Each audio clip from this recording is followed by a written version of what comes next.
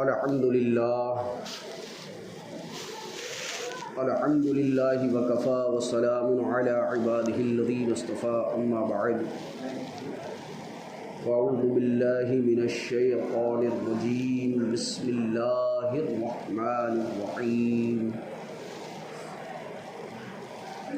या अय्युहल्लज़ीना आमनू इज़ा नूदिया लिस्सलाति मिन यौमिल जुमुअति फ़सअऊ इला ज़िक्रिल्लाहि वज़रुल बैअ ज़ालिकुम ख़ैरुल लकुम इन कुंतुम तअलमून फ़इज़ा क़ुदियतिस्सलातु फ़ंतशिरू फ़िल अर्ज़ वब्तगू मिन फ़ज़लिल्लाह वज़्कुरुल्लाह कसीरन लअल्लकुम तुफ़्लिहून। आमन्तु बिल्लाहि सदक़ल्लाहुल बसीरुल क़दीर व सदक़ रशीदुन नज़ीर वल्हम्दुलिल्लाहि रब्बिल आलमीन। मुअज़्ज़ज़ आशिक़ान मुस्तफ़ा, ग़ुलामान मुज्तबा, फ़र्ज़ंदान इस्लाम व रज़ादारान हुसैन, अस्सलामु अलैकुम व रहमतुल्लाहि तआला व बरकातुहू।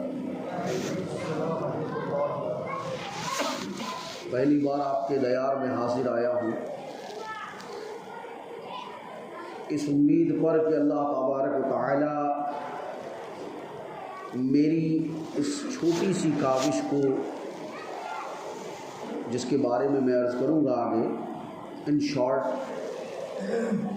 कि मैं इस दयार में हाजिर हुआ अल्लाह की बारगाह में, अल्लाह के घर में, इसे रब्ब कायनात जल्ल मजदहुल करीम अपनी बारगाह में मकबूल फरमाए और इसे हमारे और आपके लिए, हम सब के लिए ज़रियाए नजात बनाए। फ़ख्र ज़मीन व ज़मन, सरमायाए इल्म व फ़न, बरेली के ताजदार, हम गुरबाए अहले सुन्नत के मददगार। आयातुम मिन आयातिल्लाह, मोजज़तुम मिन मोजज़ाते रसूलिल्लाह, अपने दीवान हदायत बख्शिश के एक चैप्टर में तहरीर फरमाते हैं कि रुख दिन हो या मेहरे समा, रुख दिन हो या मेहरे समा, ये भी नहीं वो भी नहीं, शब जुल्फ़ या मुश्के खुदा, ये भी नहीं वो भी नहीं। दिन लाऊं में खोना तुझे, शब सुबह तक सोना तुझे। दिन लाऊं में खोना तुझे, शब सुबह तक सोना तुझे, शर्मे नबी खौफे खुदा, ये भी नहीं वो भी। ये तो थे इमाम अहले सुन्नत शाह इमाम अहमद रज़ा ख़ान फ़ाज़िल बरेलवी, अपने वक्त के मुजद्दिद, बल्कि यूँ कहा जाए मुजद्दिद आज़म। अब आइए चलते हैं शायर मशरिक़ जनाब डॉक्टर इकबाल साहब की तरफ। वो क्या कहते हैं उनको भी समाअत कर लेते हैं। तकरीबन 200 साल का अरसा गुजर रहा है, लेकिन आज भी आपकी तुरबत से ये सदा बुलंद हो रही है कि वाइज़े कौम की वो पुख्ता ख़याली ना रही, वाइज़े कौम की वो पुख्ता ख़याली ना रही, बरक़े तबई ना रही, शोला मकाली ना रही। बरक़े तबई ना रही, शोला मकाली ना रही, रह गई रस्म अज़ां, रूहे बिलाली ना रही। रह गई रस्म अज़ां, रूहे बिलाली ना रही, फ़लसफ़ा रह गया, तलक़ीन गज़ाली ना रही। मस्जिद मरसिया हाँ है, मस्जिद, मैं किसी एक मस्जिद की बात नहीं कर रहा हूँ, नॉट ओनली वन मस्जिद, इन ऑल इंक्लूडेड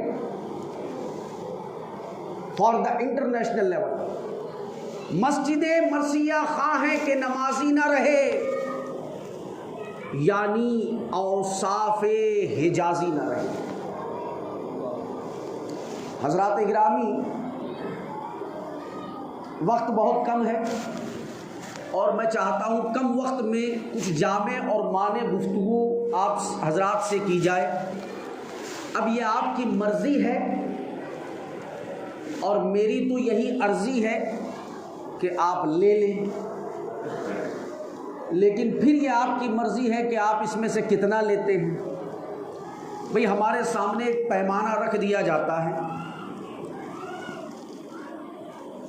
एक मुज़य्यन करदा डिश रख दी जाती है, अब हम उसमें से जितना चाहते हैं अपने लिए चुन लेते हैं। और आज इसी तरकीब से मज़हब इस्लाम की रूयत को, मज़हब इस्लाम की रानाई को भी समझा जा रहा है बैनुल अक़वामी सतह पर, कि जैसे कोई डिश है उसमें कुछ मुज़य्यन करके रख दिया गया, सजा कर, निकाल कर। अब 2-3 किस्म की चीज़ें हैं, जिसको जो पसंद आया, जितना पसंद आया उतना ले लिया। तो इसी हवाले से थोड़ी सी गुफ्तगू होगी इंशाअल्लाह ताला। कुरान मुक़द्दसा में पारा 28 सूरतुल जुमा की आखिरी 3 आयाए करीमा की मैंने तिलावत की है। इरशाद होता है, या अय्युहल्लज़ीना आमनू इज़ा नूदिया लिस्सलाति मिन यौमिल जुमुआ,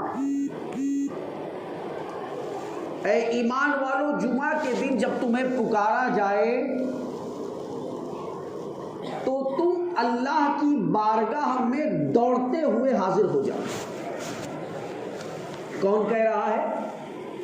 बोलिए, किसका हुक्म है?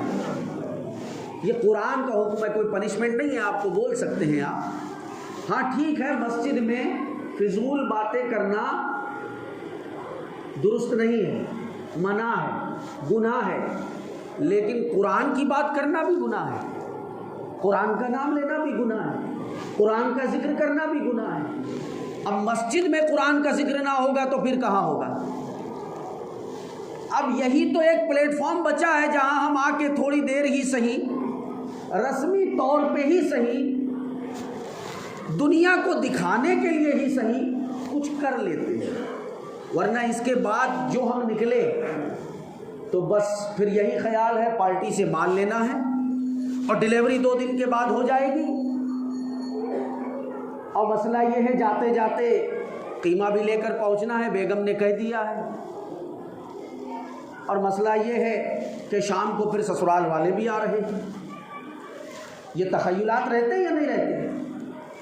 ये तो मैं बाहर की बात बता रहा हूं, अंदर की बात कुछ और है। अंदर की बात कहते हैं, ये अंदर की बात है। अंदर की बात तो ये है कि जो अंदर है वो भी अब पोशीदा नहीं रहा, वो भी आया हो गया है सब पर कि अंदर क्या है। कल तक जो बाहर था आज वो बाहर ना रहा, बल्कि वो हमारे दिलों को चीरता हुआ अंदर जा बैठा है, हमारे अंदर जा बैठा है। यही मामलात रहते हैं।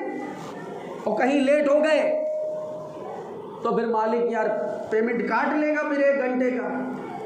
अब ये हम भूल गए, ये मालिक पेमेंट काटेगा, लेकिन वो मालिक जो मालिकों का मालिक है वो पेमेंट बढ़ा देगा। और इसी सूरह जुमा के आखिर में क्या फरमाया, जो मैं समझता हूं यहां पर सबको याद होगा। आखिर में वइज़ा राऊ तिजारतन औ लहवन इन्फ़द्दू इलैहा व तरकूका क़ाइमा कुल मा इंदल्लाहि खैरुम मिनल लहवी व मिनत तिजारा। फिर वो तिजारत करें। क्यों करें? इसलिए कि वल्लाहु खैरुर राज़िक़ीन। अब ये कहीं पर धुंधला धुंधला रह गया है, कहीं पर। अब बात आती है तो मुजाहरा भी हो जाता है, हाँ अल्लाह ही बेहतर रिज़्क़ देने वाला है, मगर फिक्र और अफकार में क्या है, वो नुकसान कर देगा, उसके ज़रिए नुकसान हो जाएगा, इसके ज़रिए माल अटक जाएगा। अगर कहीं लॉकडाउन फिर से हो गया तो अभी 4 लाख आने वाले हैं, वो अटक जाएंगे। ये तसव्वुर तख़य्युल का मसला है, हकीकत इससे मावरा है। तो कुरान को समझे तो हमें मालूम होगा कि कुरान हमसे क्या कहना चाह रहा है। क्या कुरान फ़कत इसलिए है कि हमने नमाज में उसकी तिलावत कर ली? जैसे स्कूल में, प्राइमरी पाठशाला में, कॉलेज में या यूनिवर्सिटी में, ठीक है, आपने अपने सेंस ऑफ द ह्यूमर को यूज़ करते हुए कुछ बेसिक जानकारी ले ली, या प्राइमरी पाठशाला में आपने प्रस्तुत सारांश हमारी पाठ्य पुस्तक नवभारती से लिया गया है, या कुछ यूं समझ लिया। लेकिन हकीकत यह है कि ये वो किताब है जिसके बारे में शुरू ही में बता दिया गया, क्या? ज़ालिकल किताबु ला रैब फीह। इतना तो याद होगा भाई। आगे बढ़े थोड़ा, अलिफ लाम मीम ये तो हुरूफ मुक़त्तआत है, हालांकि इसका भी माना है, मगर मुतरजिम ने किया नहीं, किसी मुतरजिम ने नहीं किया। माना है अपनी जगह एक अलग हैसियत है, लेकिन ज्यों ही आगे बढ़े हुरूफ मुक़त्तआत से तो फरमाया ज़ालिकल किताबु ला रैब फीह, ये वो किताब है जो हर शक व शुबा से बालातर है। यानी इसमें शक और शुबा की कोई गुंजाइश नहीं कि कोई शक करे पता नहीं है, पता नहीं क्या है या नहीं है। No any doubt for this glorious book. इस किताब में शक जैसी कोई शय नहीं। हुदल लिल मुत्तकीन, लेकिन किसके लिए? ये मुत्तकियों के लिए हिदायत है, मुनाफिकों के लिए नहीं। हिदायत किसके लिए है? मुत्तकियों के लिए। मुत्तकी मीन्स तकवा, अल्लाह और उसके रसूल अलैहिस्सलातु वस्सलाम से डरने वाले, जो हमा वक्त अपने दिल में अल्लाह और उसके रसूल के खौफ की जागुज़ी रखते हैं। हर मराहिल में ये सोचते हैं कि ये काम करूं या ना करूं, ये जायज़ भी है या कहीं मेरे ज़रिए से नाजायज़ काम ना हो जाए। जिस काम में अल्लाह रसूल की खुशनुदी हासिल होगी या अल्लाह रसूल की नाराज़गी, तो जो इस तरह की ज़हन व फिक्र रखते हैं उन जैसे लोगों के लिए ये किताब हिदायत है। और जो मुत्तकी होने के बजाय इसके बरअक्स मुनाफिकत में जिंदगी गुजारते हैं कि ठीक है आ गए तो अब वो किसी ने कहा था कि सर सजदे में हो, सर कहाँ हो? सर सजदे में हो, दिल में दगाबाजी हो, तो ऐसे सजदों से भला कैसे खुदा राजी हो? ऐसे सजदों से भला कैसे खुदा राजी हो कि हम अपने दिल को साफ और शफाफ कर लें। मस्जिद में आ गए, अल्लाह की बारगाह में आ गए, किस लिए आए? अल्लाह की रज़ा के लिए, उसके रसूल की रज़ा के लिए। हमारा आना अल्लाह और उसके रसूल के लिए है। ना हमारा यहाँ कोई इकोनॉमिकल बेनिफिट है, ना ये कोई ट्रेड सेंटर है, ना यहाँ से कोई हमारा ट्रेडिशनल वर्क डिस्ट्रीब्यूट होता है। अगर हम यहाँ हाजिर आए हैं तो फ़कत अल्लाह और उसके महबूब की रज़ा के लिए आए हैं। तो ये तो ठीक बात है, मगर अल्लाह व रसूल सल्लल्लाहु अलैहि वसल्लम की रज़ा जोई के लिए अब हमें यहाँ से जाना कब है? आना है और जाना है। 1400 साल का ज़माना गुजर गया। कितने? 1400 साल। लेकिन हकीकत बताऊं तो आपकी कमज़ोर नस पर हाथ पड़ जाएगा मेरा। और होता क्या है, देखिए आज का ज़माना ऐसा है कि कमज़ोर को सब सताते हैं। पता चल जाए ये कमज़ोर है, इकोनॉमिकल, फिज़िकल, फाइनेंशियल, मेंटल, हर तरह से कमज़ोर है, सब आ जाते हैं, उसको घेर लेते हैं, चलो अब तुम्हारी खैर नहीं। और मेडिकली भी ये प्रूव हो चुका है कि हमारे ज़िंदगी में हमारे अज्जाम पर, हमारे जिस्मों पर अलालत का मामला जब ही होता है जब हमारा जिस्म कमज़ोर होता है। बॉडी वीक हुई तो बैक्टीरिया हावी हो गया, मेडिकल इन्वायरमेंट है। कभी फीवर का, कभी नज़ले ज़ुकाम का, कभी डेंगू का, तो कभी मलेरिया का, एक वायरल इफेक्ट हो जाता है, एक इन्फेक्शन सा हो जाता है। लेकिन मैं समझता हूं अगर हम अल्लाह के इस कलाम को समझ लेंगे तो दुनिया का कोई भी बैक्टीरिया, दुनिया का कोई भी जरासीम हमारी जिंदगियों में हमको कामयाबी से हटा नहीं पाएगा। शर्त क्या है कि हम अल्लाह के कलाम को समझें। मैं ये नहीं कहता आप मुझे समझो, मेरे सामने आओ, मेरी जय जयकार करो, मेरे नारे बुलंद करो, नहीं, इसकी ज़रूरत नहीं। हाँ, वो बात और है कि अगर हम हदीस की तरफ चले तो अल्लाह के नबी अलैहिस्सलातु वस्सलाम की हदीस में हमको वाज़ेह तौर पर ये लफ्ज़ मिलते हैं कि जहां कुरान हमारे लिए हिदायत का जरिया है, उसी तरह अहले बैत अतहार भी हमारे लिए यकीनन बख्शिश का और हिदायत का जरिया है। क्यों? अल्लाह के नबी अलैहिस्सलातु वस्सलाम का फरमान आलीशान हमारे सामने है। सही मुस्लिम की हदीस पाक है, किताबुल ईमान में जिल्द सानी सफ़ा नंबर 253 पर, हदीस नंबर 1416, इरशाद रसूल होता है, इधर देखो बेटा, आप इधर देखो और मस्जिद का एहतराम करो। हम अल्लाह की बारगाह में, हम कहाँ हैं? बोलिए पीछे वालों, हम कहाँ हैं? अल्लाह की बारगाह में हैं। अरे कलेक्टर की बारगाह में चले जाएं, डिस्ट्रिक्ट मैजिस्ट्रेट होता है, जिले का प्रथम नागरिक, और कहीं सेशन कोर्ट में चले जाएं तो और सख्त पाबंदी है, और अगर हाई कोर्ट पहुंच जाए तो फिर तो पूछिए ही मत, पहले ही अलर्ट कर दिया जाएगा, जूते उतारिए, बटन लगाइए। और जुडिरेक्शन इतना सख्त है, इतना स्ट्रिक्ट है कि अगर किसी ने कंधे पर रुमाल भी रख लिया तो ये उसकी शान की तौहीन में शुमार होता है। In the constitution of humanity. अब क्या है कि हम अल्लाह की बारगाह में हैं, किसी दुनियादार की बारगाह में नहीं है। वो बख्शने वाला भी मेहरबान है, वो गफ्फार व सत्तार भी है एक तरफ, तो दूसरी तरफ कहार व जब्बार भी है।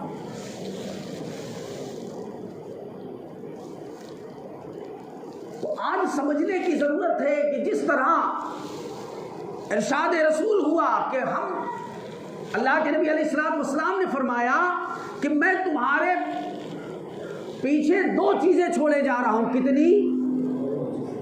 कितनी चीजें तुम्हारे पीछे, यानी तुम्हारे बाद असहाबे रसूल से फरमाया कि तुम्हारे लिए दो चीजें छोड़े जा रहा हूं, अगर तुमने इन दोनों की पैरवी की तो तुम कभी गुमराह नहीं होगे, तुम कभी गुमराह नहीं होगे। देखिए वक्त हमारे पास बहुत कम है, और हकीकत ये, आप घड़ी ना देखिए, हम खुद ही देख रहे हैं। हमें तो पता है 26 साल हो गए घड़ी देखते देखते। कितने? 26 year in the worship of Allah Almighty, in the humanity for the human rights.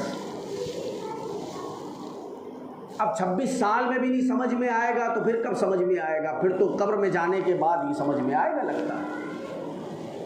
लेकिन वो जो किसी ने कहा था कि सब कुछ लुटा के होश में आए, तो क्या किया? अच्छा, इसे भी नहीं समझते तो मुझे लगता है कुछ ज़राअत से ताल्लुक़ रखने वाले भी लोग हैं, खेती बाड़ी करने वाले, कहते हैं अब पछतावे से क्या होए जब चिड़िया चुग गई खेत। अब तो समझ में आ गई होगी बात ना।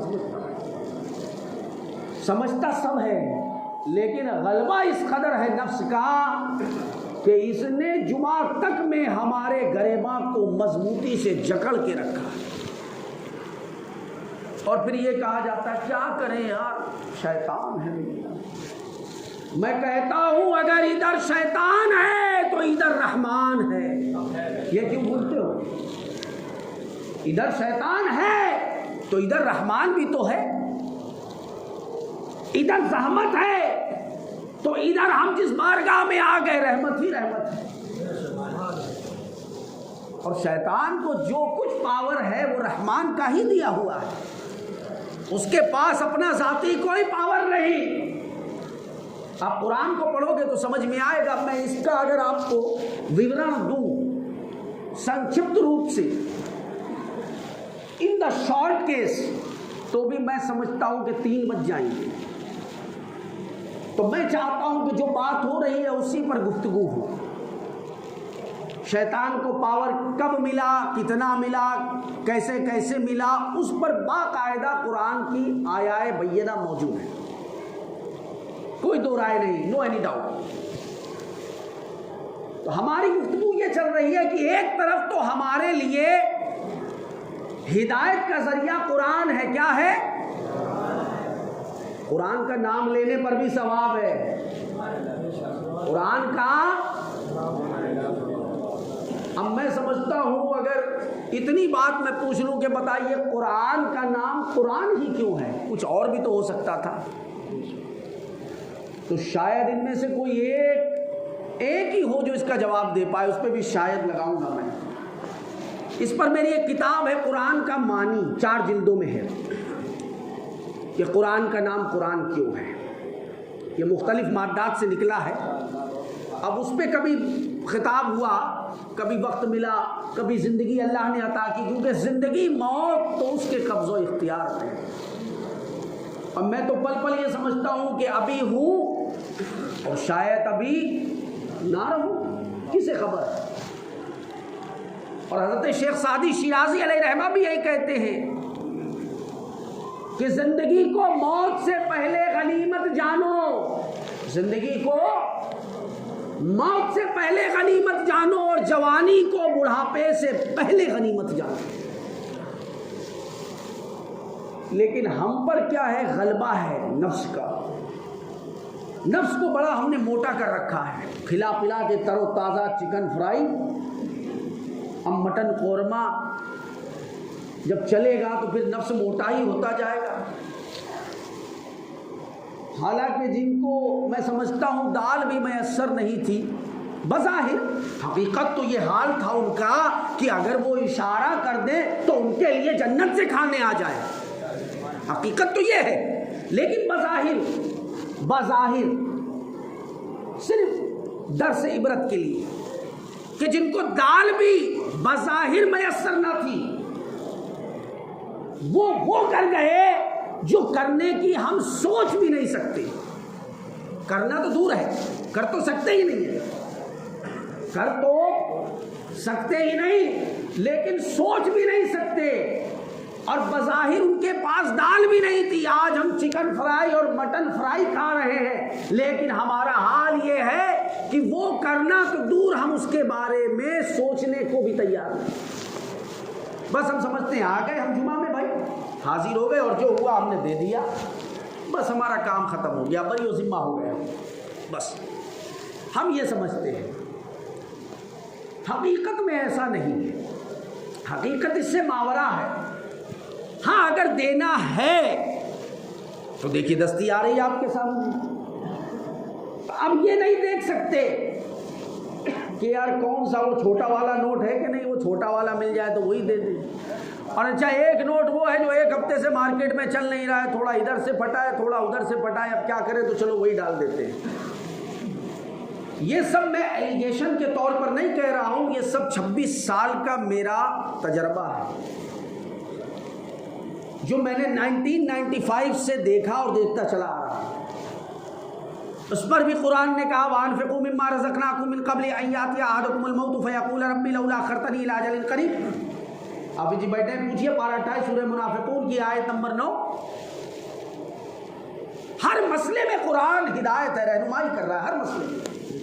उठना कैसे, बैठना कैसे, सोना कैसे, चलना कैसे, देना कैसे, लेना कैसे, आना कैसे, जाना कैसे, हर मसले में कुरान रहनुमाई फरमा रहा है। और दूसरी तरफ अब अगर ये कहा जाए कि भाई कुरान ने तो फरमा दिया, ये तो थ्योरिकल फाउंड हो गया कि ऐसा करो, तो प्रैक्टिकल कैसे करें? नमूना प्रैक्टिकली एक नमूना होना चाहिए, तो वो कैसे समझे? तो इसलिए अल्लाह के नबी अलैहिस्सलाम इरशाद फरमाते हैं कि मैं तुम्हारे लिए दो चीजें छोड़े जा रहा हूं। कितनी? एक तो है किताबुल्लाह ताला, एक क्या है? अल्लाह की किताब। बोलिए, एक है अल्लाह की किताब और दूसरा है वइतरत अहले बैत, एक है मेरी अहले बैत। अगर इन दोनों का दामन तुमने पकड़ के रखा तो ये समझ लो कि खत्म होना तो दूर, तुम कभी गुमराह भी नहीं हो पाओगे। खत्म तो कोई कर ही नहीं सकता।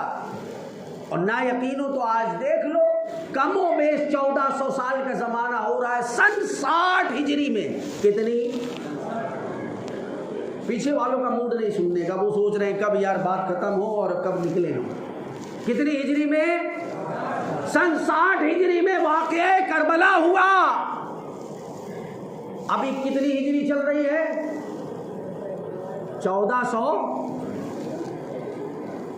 1441। देखिए एक ही फर्द बोल रहा है और कोई नहीं बोल रहा। आप दूसरे बोले 43। इसीलिए लोग बोलते नहीं हम क्या कहें, 41 कहें कि 42 कहें कि 44 कहें कि 45 कहें, पता ही नहीं। एक जगह मैंने जलसा में कहा था कि अगर पूछ लिया जाए 1 लाख लोगों में कि बताइए आज कौन से हिजरी सन के कौन से माह की कौन सी तारीख है, तो मैं समझता हूँ 1 लाख लोगों में 10,000 भी नहीं बता पाएंगे।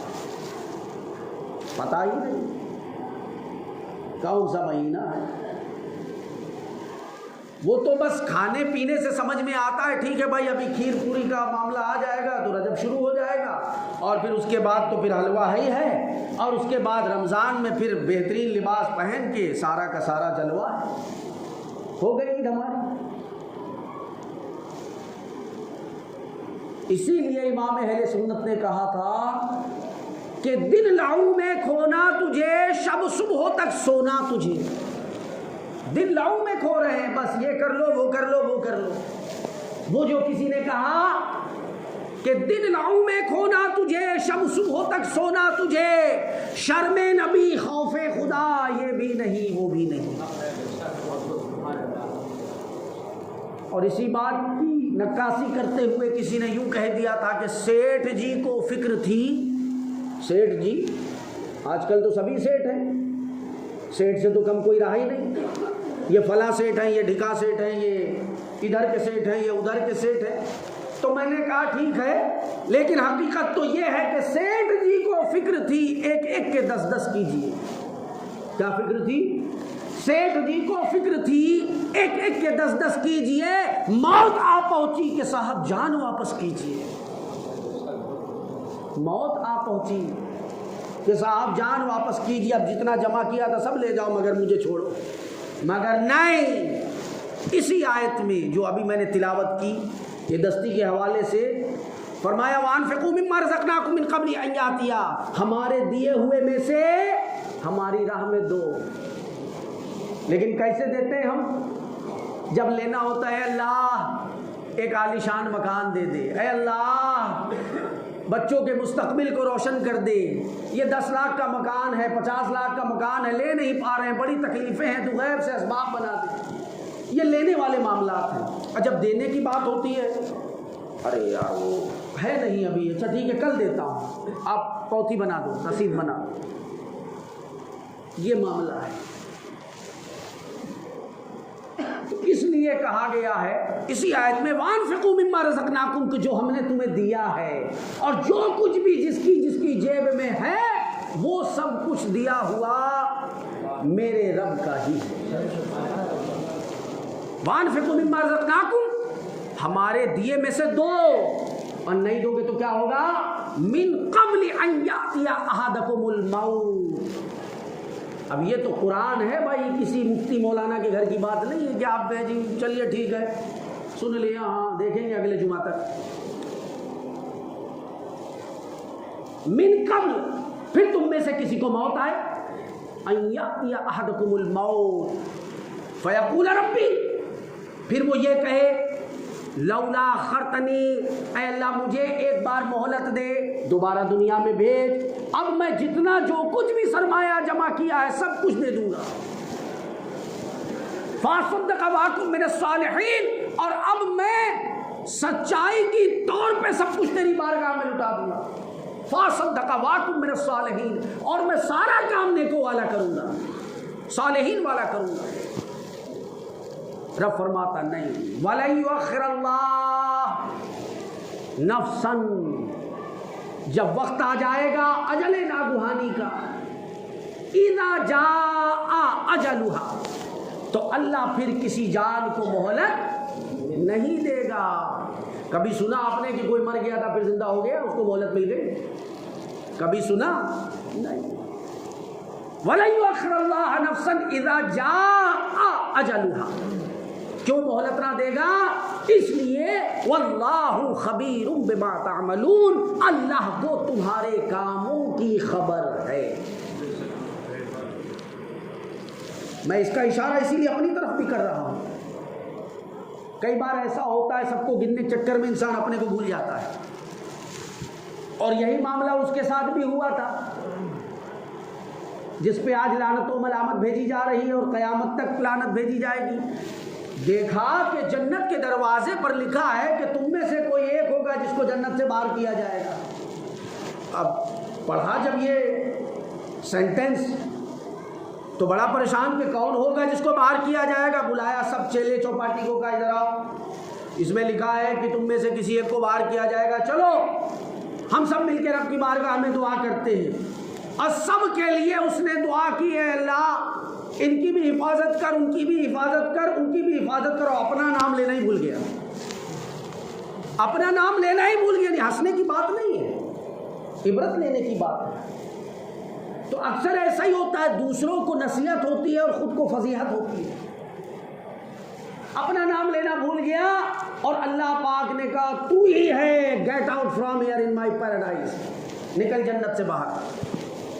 और अब जो भी नाम सुनता है यही कहता ला हौला वला कुव्वता इल्ला बिल्लाह। तो इसलिए मैं इशारा अपनी तरफ भी कर रहा हूं। वक्त हमारे पास बहुत कम है, समझने की ज़रूरत है, और समझेंगे हम जब हम उलमा के करीब आएंगे, दीन की रग़बत को अपने दिल में रखेंगे। देखिए दीन का इल्म कोई इतना सा नहीं है कि 1 साल का आपने सिलेबस पढ़ा, अब बोर्ड का एग्ज़ाम दिया, लीजिए 10वीं की मार्कशीट मिल गई आपको, ख़त्म किया। नहीं, दीन का इल्म तो एक समंदर है, पढ़ते जाओ पढ़ते जाओ पढ़ते जाओ। तो दीन का इल्म हम जब समझेंगे जब हम उलमा के करीब आएंगे। ना समझ में आए तो अपने इमाम मस्जिद से रुजू करेंगे, और ऊपर भी उलमा बैठे हैं, दारुल इफ्ता है, दारुल क़ज़ा है, दारुल उलूम है जिसे कहते हैं उलूम का घर, तमाम इल्म मिलकर उलूम बनता है, दारुल उलूम है। जब हम राबता करेंगे, कांटेक्ट बनाएंगे, दीन हासिल करेंगे तो कुरान समझ में आएगा। एक जुमा में पूरी बात समझ में आने वाली नहीं। और इसी बात को पेश नज़र रखते हुए अभी मैंने मुमरा की सरजमी पर गुज़िश्ता माह की 25 तारीख को एक इदारे की इफ्तिताह की है, जिसका नाम मैंने सरकार ख्वाजा फ़खरुद्दीन शाह अलैहि रहमत व रिज़वान के नाम की तरफ मंसूब किया है, बनाम दारुन निस्वा जामिया गुलशन फ़खरुद्दीन रखा है। और निस्वा इसलिए कायम किया है, निस्वा कहते हैं औरतों को, वोमेन, लेडी, क्योंकि मर्दों से ज्यादा जरूरत है औरतों को इल्म की। भाई मसला यह है कि जब बच्चा पैदा होता है, बच्चे का तवल्लुद होता है, विलादत होती है, तो बच्चे की दरसगाह माँ की गोद है, बाप की गोद नहीं है। वो तो बेचारा सुबह नाश्ता किया और उसके बाद कहा ठीक है बाय बाय मैडम, शाम को मिलते हैं, लीजिए हो गया बाय बाय। अब माँ को संभालना है, तरबियत करना है, तहजीब और तमद्दुन को बरकरार रखना है, सलाहियत को बेदार करना है। तो जब माँ ही नहीं तालीम याफ्ता होगी तो फिर बच्चा कैसे तालीम याफ्ता होगा। तो इसलिए मैंने एक बालिगान इदारे की इफ्तिताह की है जिसमें 15 साल से लेके 50 साल तक की उम्र की ख़वातीन की तरबियत और तालीम का इंतज़ाम किया गया है कि अगर 50 साल की उम्र भी है और सीखने का जज्बा है, हासिल करने का इल्म का जज्बा है, तो आप आइए, इस्तकबाल है आपका, एडमिशन कराइए, दाखिला कराइए।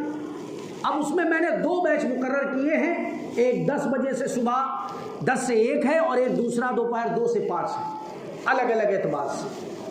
तो आप तमामी हजरात अपने घरों में चाहें तो मैसेज दें अगर आपके दिल में दीन के लिए कुछ जज्बा और बेदारी है, क्योंकि सीखेंगे तो समझ में आएगा, वरना वही हाल होगा कि हम चलते रहेंगे और अचानक से सांस रुक जाएगी, ख़त्म। अल्लाह ताला हम सबको अमल की तौफीक अता फरमाए और हम सबको हक़ानियत और सदाकत पर कायम और दायम रहने वाला बनाए, अपने हबीब की मोहब्बत में जिलाए, अपने हबीब की मोहब्बत में सुलाए और अपने हबीब अलैहिस्सलातु वस्सलाम की मोहब्बत में उठाए। व आखिरु दावाना अनिल हम्दुलिल्लाहि रब्बिल आलमीन।